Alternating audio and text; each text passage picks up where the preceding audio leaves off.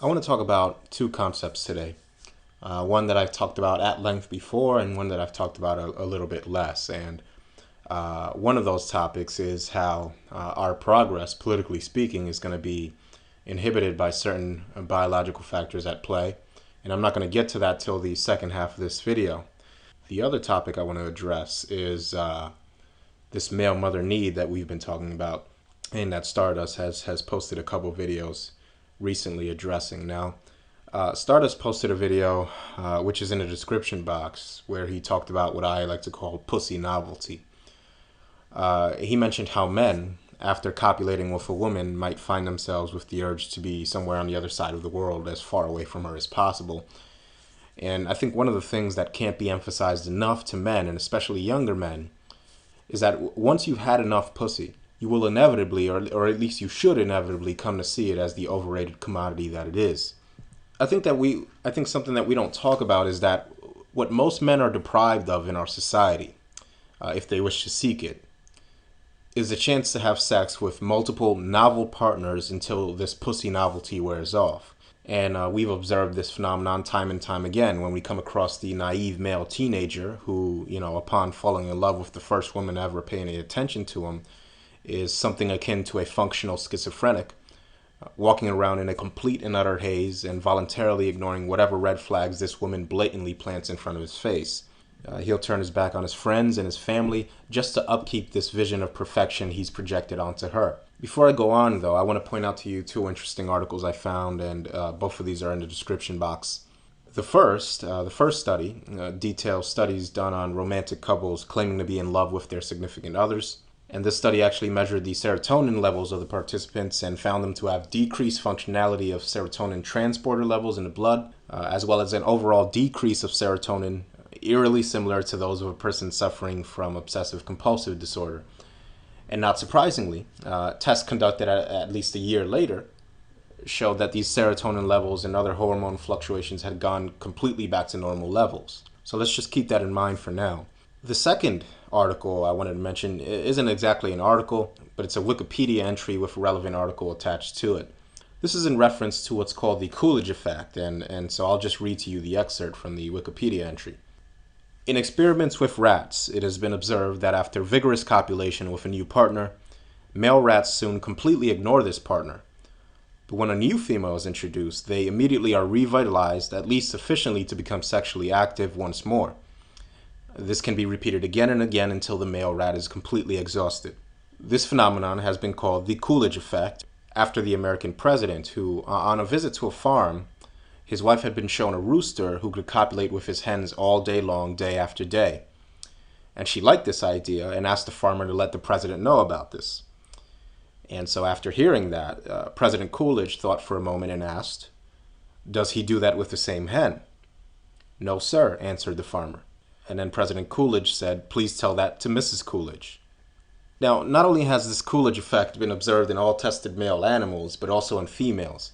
Female rodents, for instance, flirt more and present themselves more attractively when observed by new males and in presence of males with whom they've already had sex. And it's findings like this that help us understand a few things with a bit more clarity. Now, first, given this Coolidge effect, it very well may be possible that female human beings may be better suited for serial stints of monogamy spanning maybe a decade or so before they move on to their next possible mate. And in the case of the male human, we may very well be designed to have multiple female sexual partners instead of a lifelong monogamous relationship with just one woman. And perhaps the only limiting factors for both genders curbing this behavior was the fact that sex traditionally led to pregnancy. And who knows, maybe this post-birth control era will herald the collapse of the lifelong human pair bond as we know it. That remains to be seen, and this is all just speculation on my part, of course. But I hypothesize that the only thing holding men back from wanting to have sexual access to as many females as possible are the risks of having too many children to support, the many social stigmas attached to unapologetic male sexuality, as well as this desire for this male mother need that we've often discussed here. The problem of excess reproduction can of course be remedied with male birth control. And men such as myself prove that the social stigmas surrounding an uncompromisingly selfish form of male sexuality rivaling that of our female counterparts can exist and persist despite the catalog of shaming that society reserves for the sexually selfish male. So then, the only thing holding us back, really, from our very own sexual liberation 50 years after women demanded theirs, is this mother need. This desire to quench our unceasing loneliness as men with a special mother figure that sees us for who we are because we're special and she just wants to take care of us and, a mommy figure, essentially, all that jazz.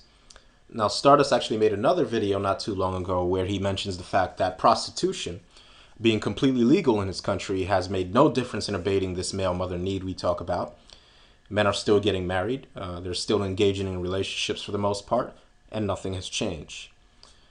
And, I actually agree with what Stardust says, that prostitution, even if destigmatized, won't be enough for men to admit to themselves that modern relationships, and marriage in particular, are increasingly nothing but social and legal contracts of unbalanced servitude towards entitled, ingrate women that know they have the power of the state functioning as the third member of the relationship. But I do think that there are several factors surrounding things like prostitution, or lack thereof, that act to potentiate the effects of this male mother need.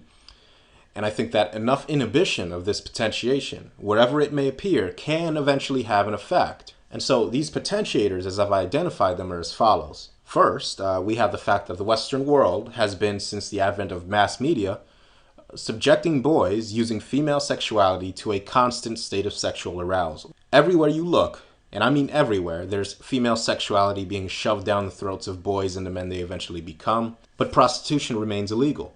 Why? Why would a society so obsessed with sex ban prostitution? Well, it's simple. It's because society is set up to, as I've just said, keep men and boys in a constant marathon of a never-ending pursuit of sexual satiation. And this drives Western civilization as we know it. This dynamic doesn't have its genesis in any conspiracy theory. This happened naturally as advertising agencies and governments and women figured out that men could be kept in a constant state of production by making sexual imagery as ubiquitous as possible while making the actual sex as scarce as possible. So as it stands today, in my opinion, men essentially aren't capable of assessing this mother need rationally.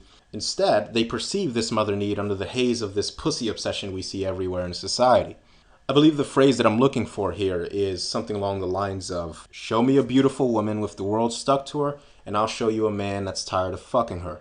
Indeed, this Coolidge effect describes to us an age-old truism that any man with sufficient experience with women knows all too well. And that is that the best pussy is new pussy. And so whenever your average frustrated chump, as the PUAs like to call them, witnesses how a man who can't seem to throw women far enough for them not to come back, who treats women like insignificant tools for his sexual gratification and gets laid doing it, these poor guys witnessing this stare in amazement, and they say to themselves, man, I'd give an arm and a leg for just one of these girls. I'd treat her special. Why don't they want me? What's the difference between the two men?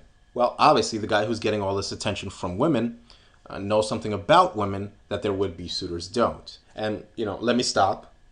I suppose I should alert the press now, because I'm about to make a generalization about women. So if you want, take out your pen and take out your pad and fix your mouth ahead of time to form the word misogynist. And if you want, if you wish, you can get ready to go find some concerned troll masquerading as an MRA and tell him we have to do something about Barbarossa. He's a radical. And after you're done with that, kindly go fuck yourself and unsubscribe. You pathetic fucking loser. Anyway, the guy with all these women attached to them, he knows for the most part that the vast majority of women he comes across are some of the most plain, uninteresting mental invalids the human species has ever produced. And yes, the women that take offense to this comment are most likely some version of what I've just described, and they're pissed off that a man dares to say it out loud. But yes, the difference between the two men is a simple matter of scale of observation. One, the guy who isn't getting any girls, observes a siren singing her rhapsodies from a far, far away ship. And her song clouds all judgment, and he's ready to throw himself into the sea in pursuit of her. And he observes her from afar, and he sees nothing but glittering, shining gold on the coast of whichever island this siren is singing to him from. Now the other man, the one with all the women, he's come years before him, and he actually tossed himself off the ship and actually made it to the island. And he's heard the siren song for so long, and whereas before he heard a million different beautiful songs, now he only hears one. Or, he asks himself, was he hearing the same song all along? This man, he's gotten to the island and he takes out his loop lens and he sees pyrite. He sees fool's gold everywhere. Now, one of my favorite parts in the book 1984, and I hate actually quoting this, it's become so cliche to quote 1984, and people generally, from what I've observed these days, are quoting it to fit every possible agenda you could possibly imagine. But I'll just give you my interpretation of a passage in this book. One of my most favorite parts in the book was when the protagonist, Winston, said to Julia, his love interest in the story, after meeting up with her for the first time in direct rebellion to the party, there was an excellent little dialogue between them that just means so much to me personally. Now, Winston was watching Julia undress herself for their first secret sexual rendezvous, and the narrator described the way Julia removed her clothes, and I'll just quote it exactly as follows. He said, quote, "She stood looking at him for an instant," him being Winston, "then felt at the zipper of her overalls, and yes, it was almost as in his dream, almost as swiftly as he imagined it, she had torn her clothes off, and when she flung them aside, it was with that same magnificent gesture by which a whole civilization seemed to be annihilated." And Winston then asked Julia if she had done this before with other male members of the party, and she replied by telling him that she'd done it dozens, maybe even hundreds of times. And what Winston replied to her was just absolutely amazing to me. Winston pulls her down, so they were kneeling face to face, and he says, "Listen, the more men you've had, the more I love you. Do you understand that?" And Julia said, "Yes, perfectly." And Winston said, "I hate purity. I hate goodness. I don't want any virtue to exist anywhere. I want everyone to be corrupt to the bones." To which Julia replied, "Well then, I ought to suit you, dear. I'm corrupt to the bones." And then Winston asked, he said, "You like doing this? I don't simply mean with me, I mean the thing in itself." And Julia said she adored it. And then the narrator finishes off by saying, that was above all what Winston wanted to hear. Not merely the love of one person, but the animal instinct, the simple, undifferentiated desire. That was the force that would tear the party to pieces. Now, what I took away from this quote was so much more than an expression of animal instinct. I think that this little dialogue represented much more to Orwell than what he let on for the reader. You see, Winston blatantly stated himself in the book numerous times that he was an admitted misogynist. He said he hated most women, and even that he hated Julia. That is, until Julia slipped in that singular phrase in the note that she handed to him, which simply read, "I love you." Now, in my opinion, Julia didn't actually love Winston, and Winston didn't actually love her.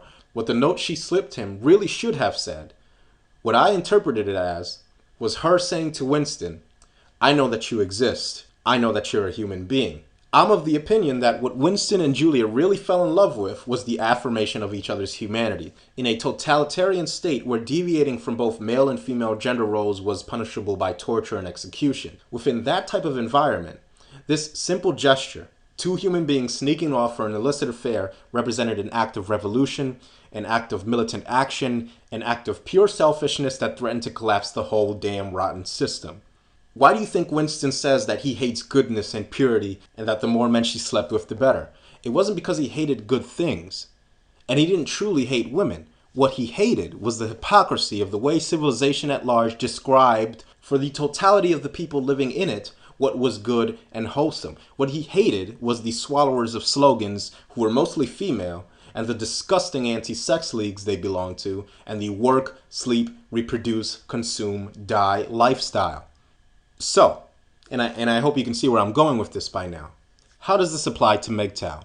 Well, I ask you, how many women have you dealt with as a man that actually saw you as a human being? Not as a man existing to do things for women, but a human being. How many women have said to you, in whatever particular expression it may take, some version of my interpretation of Julia's note to Winston, that was, "I know that you exist.